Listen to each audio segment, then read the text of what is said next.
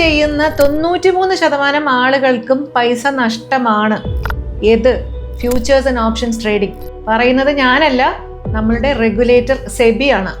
ഈ 93%-നുള്ളിൽ ഒരുപാട് ചെറുപ്പക്കാരുണ്ട്. പെട്ടെന്ന് പൈസ ഉണ്ടാക്കാൻ സാധിക്കും എന്നുള്ള ആ ഒരു ഹരത്തിന് വേണ്ടിയിട്ട് ഭൂരിഭാഗം പേർക്കും പൈസ നഷ്ടപ്പെടാനാണ് സാധ്യത എന്നറിഞ്ഞുകൊണ്ട് ഇത് പഠിപ്പിക്കാൻ നാട്ടിൽ മുഴുവൻ ഇൻസ്റ്റിറ്റ്യൂട്ട്സും ഉണ്ട്.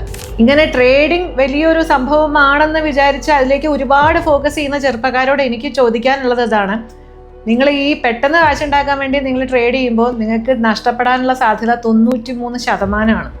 അതിന് പകരമായിട്ട് നിങ്ങൾ നിങ്ങളുടെ ഈ സമയവും എനർജിയും നിങ്ങളെ തന്നെ അപ്ഡേറ്റ് ചെയ്യാനും നിങ്ങളുടെ കരിയറിലേക്ക് ഫോക്കസ് ചെയ്ത് വരുമാനം കൂട്ടി നിങ്ങൾ ഇൻവെസ്റ്റ് ചെയ്താൽ ലോങ് ടേമിൽ സ്റ്റോക്ക് മാർക്കറ്റിൽ പൈസ ഉണ്ടാക്കാനുള്ള സാധ്യത 100%.